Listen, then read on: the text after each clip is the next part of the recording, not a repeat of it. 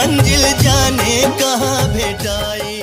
Hello, last video में मैंने destiny के बारे में बताया था। डेस्टिनी मतलब हमारा जो लक, किस्मत, फेट, हमारा नियति, हमारा फॉर्च्यून, इसको बहुत सारे नाम दे सकते हैं। और यह हमारी डेस्टिनी कैसे बनी है इसके बारे में भी मैंने बहुत कुछ बताया था। तो आज हम चर्चा कर रहे हैं डेस्टिनी वर्सेस फ्री विल। तो जो कुछ है हमारी जो डेस्टिनी में जो है, क्या वो परमानेंट है? इसके अलावा हम अपनी फ्री विल के हिसाब से हम आगे अपनी डेस्टिनी बना सकते हैं कि नहीं, तो इसके विषय में हम चर्चा करेंगे। तो जैसा कि हम बोलते हैं कि क्या हमारे पास ऐसी कोई फ्रीडम है? फ्रीडम का मतलब freedom to do anything according to your choice, your decisions, your will. तो हमारे पास ऐसी कोई क्षमता है, ऐसी कोई शक्ति है कि हम ये अपना आगे का भविष्य बना सकते हैं। तो इसी के विषय में हम आगे चर्चा करते हैं। Welcome to my YouTube channel Divine Spark. I am doctor Sufala Kathal. तो देखते हैं डेस्टिनी वर्सेस फ्री विल, तो इसमें क्या डिफरेंस है। तो आइए हम थोड़ा सा देखते हैं। डेस्टिनी मतलब हमारा जो भाग्य है, हमारी किस्मत जो है, हम उसको बोलते हैं हमारी डेस्टिनी में जो लिखा था वो हमको मिल रहा है। दूसरी चीज़ होती है फ्री विल, मतलब जो हम कर्म जो कर रहे हैं वो हमारे फ्री विल में आ जाते हैं। फ्री विल मतलब कर्मों की तरफ ले जाता है हमको। अब कर्म भी, जैसे मैंने पहले आपको बताया था कि कर्म भी हमारे जो कैसे बनते हैं, जो हम बोलते हैं, जो हम सोचते हैं, जो हम करते हैं, मतलब इन सब चीज़ों को मिला के हम कर्म बोलते हैं। ये कर्मों में सारी चीज़ें, सोचना, विचारना, करना, ये सारे हमारे कर्म बन जाते हैं। जैसा कि हम बोलते हैं हमारे पिछले जन्मों के कर्म, यहाँ पास्ट टाइम में हमने जो भी कर्म किए हैं उसका नतीजा हमको आज दिखाई दे रहा है। तो यहाँ हम ये देखते हैं कि सारी चीज़ें क्या प्री डिसाइडेड होती हैं, प्री डिटरमाइंड है या प्री डेस्टाइंड है। क्या हमारी लाइफ हमारी डेस्टिनी से चलती है या हमारी फ्री विल से, मतलब हमारे लक से चलती है या हमारे इच्छाओं के हिसाब से चलती है। कि हमको जो भी सफलता या असफलता मिलती है तो वो हमारे डेस्टिनी में क्या पहले से ही लिखी हुई है। तो फिर हम ये सब एफ़र्ट क्यों करते हैं और इसका क्या रोल है हमारी फ्री विल का, जो मतलब हमको आगे सक्सेस मिलेगी या नहीं, हम सक्सेस हैं या फेल्योर हैं, ये हमारी जो है वो डेस्टिनी में यदि पहले से ही लिखा है तो means we are the puppet of destiny.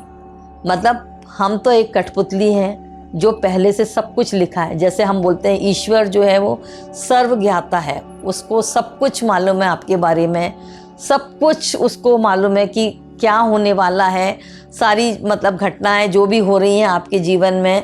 तो यदि ईश्वर की नॉलेज में सारी चीज़ें हैं तो मतलब हमारी स्वतंत्र विल, मतलब हमारी फ्री विल तो कुछ रह ही नहीं जाती है।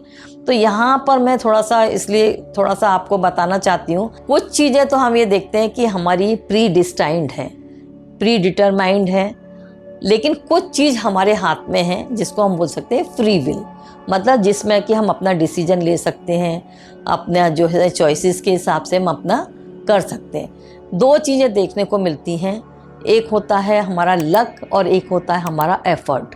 लक मतलब हमारी जो डेस्टिनी, हमारी जो किस्मत है, और एक हमारा एफ़र्ट। एफ़र्ट मतलब जो कि हमारी फ्री विल, मतलब जो हम कर्म कर रहे हैं वो हमारी फ्री विल के हिसाब से।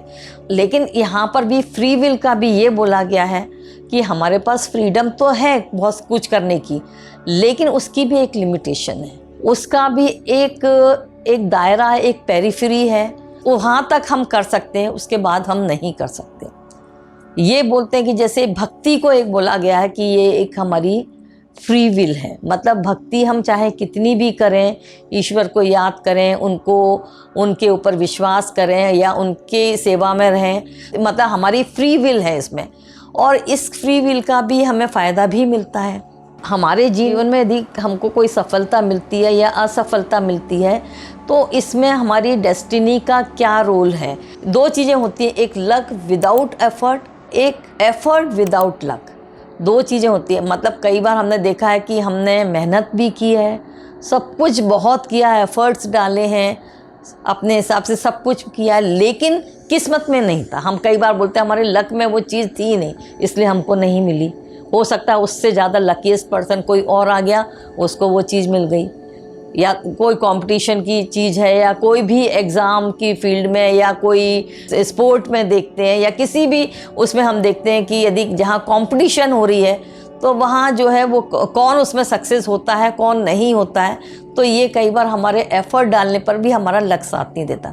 दूसरी बात, कभी कभी ऐसा होता है हमारा उस क्षेत्र में लक था लेकिन हम उसको पहचान नहीं पाए, हमने एफ़र्ट ही नहीं डाले और हम भाग्य के भरोसे रहे, या हम ये बोलते हैं कि हमने जब एफ़र्ट ही नहीं डाले तो अकेला लक भी काम नहीं करता। ये दोनों एक दूसरे के पूरक हैं, या इन दोनों के बीच में एक हार्मोनी है, एक कॉम्पिटेबिलिटी है। ये बोला गया है कि जो भी घटनाएं आपके आसपास होती हैं, आपके साथ में होती हैं, ये पहले से प्री डिसाइडेड है। ये सब कुछ भी चीज़ बाय चांस नहीं होता, पहले से ही प्री डिटरमाइंड है सारी चीज़ें। हाँ, कुछ चीज़ें आपकी चॉइस के ऊपर हैं, लेकिन कई चीज़ें ऐसी हैं जो हमारे आसपास के एनवायरनमेंट, हमारा जो कंडीशंस है, सिचुएशंस है, हम जिस परिवेश में रहते हैं, जिस परिवार में रहते हैं, वहाँ पर हमको जितनी चॉइसेस मिल सकती हैं, बस वही हमारे लिए एक लिमिटेशंस हो सकती हैं। इसके अलावा हमारे पास कई बार चॉइस नहीं होती। तो कुछ चीज़ें जो है वो हमारे ऊपर नहीं है, ये जो है वो आपकी चॉइस पे निर्भर नहीं करती है, लेकिन कुछ चीज़ें हमारी चॉइस पे, जैसे फॉर एग्जांपल यदि आपको किसी ने कोई चीज़ दी तो आपने उसको, आपकी इच्छा है कि हो सकता है आप लेफ़्ट हैंड से ले लें या राइट हैंड से लें, तो ये इसमें आपकी चॉइस हो सकती है। लेकिन हर जगह आपकी चॉइस पे नहीं, ये सारी चीज़ें पहले से डिसाइडेड होती हैं कि कौन सी घटना क्या चीज़ होगी और उसका रिजल्ट भी क्या मिलने वाला है। क्योंकि ये सारी चीज़ें पहले हम जो कर्म कर चुके हैं, अब वही कर्म हमारे जो है वो सिचुएशन या कंडीशंस के फॉर्म में हमको दिखाई दे रहे हैं। According to this background we can say we enjoy free will in all our actions, and thus actions can control our life, and that means future and destiny। जैसा कि गीता में भी लिखा गया है कि आपको कर्म करने का अधिकार है, आप कर्म करिए, फल जो है वो आपको अकॉर्डिंग टू कर्मास के द्वारा आपको मिलेगा। हर चीज़ प्री डिस्टाइंड नहीं है। जैसे यदि हम बोलें कि एक एज के बाद, जैसे सपोज 20-22 साल के बाद जो हमारी हाइट बढ़नी है, या हमारे जो फीचर्स हैं, हमारा रंग रूप जो है वो एक डिसाइडेड हो जाता है कि इसके आगे अब नहीं होगा, तो ये हमारी डेस्टिनी में है। मतलब अब हमारा जो है वो हाइट नहीं बढ़ सकती। लेकिन हम वेट को नहीं बोल सकते कि वेट वो हो सकता है हमारी फ्री विल के हिसाब से हो सकता है। यदि हम ओवर वेटेड हैं तो हम कुछ एफ़र्ट डाल के उसको, हम अपने वेट को कम कर सकते हैं, अपने हिसाब से उसको जो है कम ज़्यादा कर सकते हैं। लेकिन कुछ चीज़ें, इसलिए जो मैं बोल रही हूँ कि कुछ चीज़ें ऐसी हैं जो बदलती नहीं हैं, जो घटनाएं होना है वो होके ही रहती हैं। लेकिन कुछ चीज़ें हम बदल सकते हैं जो हमारे हाथ में हैं, जिस पे हम एफ़र्ट डाल के या मेहनत करके हमारी फ्री विल के हिसाब से हम उसको बदल सकते हैं। अब यहाँ पर हम देखते हैं कि दो टाइप की विचारधाराएं देखने को मिलती हैं। एक होती है भाग्यवादी विचारधारा और एक होती है कर्मवादी विचारधारा। भाग्यवादी मतलब जो हमारे भाग्य पे बेस्ड है, जो हमारे डेस्टिनी में जो लिखा हुआ है वो होके रहेगा, उसको कोई भी टाल नहीं सकता। जो हमारी नियति में है वो हमको मिलेगा। दूसरी होती कर्मवादी विचारधारा, मतलब जैसा हम कर्म करेंगे वैसा ही हमको उसका फल मिलेगा। जैसे एक कहावत है, बोया पेड़ बबूल का तो आम कहाँ से होए। यदि हम ये जानना चाहते हैं कि यदि पहले से सारी चीज़ें डिसाइडेड हैं तो मीन्स एडवांस में जो हमारा फ्यूचर जो है तो वो हमारे डिसीज़न पे बेस्ड है या हमारे कर्मों पर बेस्ड है।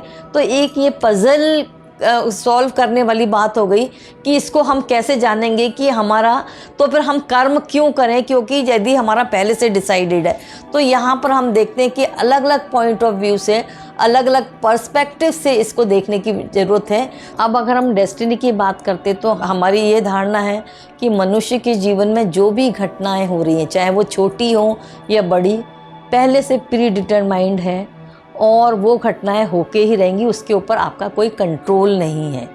अब जैसे सपोज मैं ये वीडियो बना रही हूँ, अब ये मेरी जो प्री डिटरमाइंड था कि मैं ये करूँगी, लेकिन अब इस पर कितने लाइक आएंगे, कितने सब्सक्राइब होंगे, कितने व्यूज़ होंगे, ये मेरी जो है वो डेस्टिनी पे निर्भर करता है। और इसको हम बोलते हैं भाग्यवादी आइडियोलॉजी। अब जब हम फ्री विल की बात करते हैं तो फ्री विल में हम बोल सकते हैं कि हम उसको कंट्रोल कर सकते हैं, मतलब कुछ चीज़ें ऐसी हैं जो हमारे विल में है, हम उसको कंट्रोल कर सकते हैं। फॉर एग्ज़ाम्पल, यदि हमने कोई भी चीज़ के लिए पूरे एफर्ट डाले, मेहनत की और हमने अपने मतलब पूरे डिवोशन के साथ कोई काम किया है तो उसमें सक्सेस मिलना मतलब निश्चित है। जनरली हम ये मानते हैं कि हमको सक्सेस मिलेगी क्योंकि हमने उसमें पूरे एफर्ट डाले हैं। लेकिन कभी कभी हमने ये देखा है कि इतना सब होने के बाद भी कभी कभी हमको नहीं मिलते। वैसे तो ये बोला जाता है every action has an equal and opposite reaction, मतलब न्यूटन्स का जो थर्ड लॉ है, every action has an equal and opposite reaction. हम यदि अच्छा काम करेंगे तो अच्छा उसका फल मिलेगा। लेकिन जैसे भागवत गीता में भी ये बोला गया है या कृष्णा की स्टोरी में हम देखें तो हमको मालूम है, ये भविष्यवाणी कंस को पहले ही हो गई थी कि जो देवकी का जो 8वां पुत्र होगा वो कंस का वध करेगा। अब ये सोच के वो बहुत विचलित हो गया था, उसने अपने जितने भी एफर्ट करने थे सब किए, अल्टीमेटली वही हुआ जो पहले भविष्यवाणी हुई थी। तो मतलब जो पहले से डिसाइडेड है वो उसके कर्मों का फल था जो कि उसको मिलके रहा। अब यदि हम साइंटिफिक या साइकोलॉजिकल पर्सपेक्टिव से देखें तो ये देखा गया कि कई साइंटिस्ट ने अपनी रिसर्चेज, अपनी स्टडी, अपने एक्सपेरिमेंट के द्वारा ये बताया कि हम कुछ भी जो भी कुछ डिसीज़न लेते हैं तो डिसीज़न लेने के पहले हमारे ब्रेन में कुछ एक्टिविटी शुरू हो जाती है, उसमें कुछ सिग्नल्स मिलने लगते हैं उसको, जिसको हम बोलते हैं रेडीनेस पोटेंशियल, आरपी होता है, जो ब्रेन पहले से ही उसको एक्टिवेट कर देता है और पहले से वो उसको सिग्नल मिल जाते हैं कि अब इसमें डिसीजन उसको क्या देना है। 550 मिली सेकेंड पहले उसके अंदर ये डिसीज़न प्रोग्राम पहले से हो जाता है और वो जो है उसको सिग्नल मिल जाते हैं। भले उसके अवेयरनेस हमको बाद में आती है, जब हम वो काम कर लेते हैं तब हमको समझ में आता है कि हमने ये काम कर लिया है, ये डिसीजन हमने ले लिया। तो ये अवेयरनेस उसके जो है वो कुछ समय के बाद आती है, लेकिन डिसीजन लेने के पहले ही ब्रेन जो है वो एक्टिवेट हो जाता है, एक्टिवली पार्टिसिपेट करने लगता है। तो मतलब ये है कि डिसीजन जो हम ले रहे हैं वो अवेयरनेस हमको बाद में मिलती है। तो यदि हम फिलोसफिकल पर्सपेक्टिव से देखें तो हम देखते हैं हमारी फ़िलोसफ़ी में, मतलब हमारे जो ग्रंथ वगैरह हैं, हिंदू ग्रंथ हैं या उपनिषद है या हिंदू दर्शन है, भागवत गीता है, इनमें जो है वो डेस्टिनी और फ्री विल को लेकर बहुत सारी चीज़ें दी गई हैं। और ये भी बोला जाता है कि जो हमारे बाहरी मतलब आउटर सर्कमस्टेंसेस ऐसे कुछ बन जाते हैं जिससे कि हमारी इनर डिज़ायर भी उसके अनुसार काम करने लगती है। और जब हमारी इनर डिज़ायर मतलब हमारी जो इनर जो डिसीजन होते हैं वो सिर्फ बाहरी कारणों से होते हैं, अब ये दोनों के बीच में एक साइकिल चलने लगती है। जो हमारी अंदर की इच्छा है वो बाहरी कारणों से हुई और बाहर की जो इच्छा है वो अंदर जाती है, मतलब वो हमारे इनर जो डिज़ायर है वो उसमें काम करती। तो इस टाइप से एक जो साइकिल होती है, हम एक दूसरे पर डिपेंडेंट हैं, मतलब जो बाहरी इच्छा है और अंदर की जो इच्छा है वो एक दूसरे पर डिपेंडेंट है। तो इसलिए हम उसको बोल ही नहीं सकते कि जो भी हम कुछ कर रहे हैं अपनी इच्छा के साथ, मतलब अपनी फ्री विल के हिसाब से कर रहे हैं। तो अब नेक्स्ट टाइम मैं इसके बारे में आगे भी काफ़ी कुछ बताऊंगी क्योंकि ये बहुत बड़ा सब्जेक्ट है। इसको यदि आप ध्यान से सुनेंगे तो आपको समझ में आएगा। तो यदि आपको मेरी वीडियो पसंद आई है तो प्लीज़ लाइक, सब्सक्राइब और कमेंट कीजिए। Thank you for watching my video.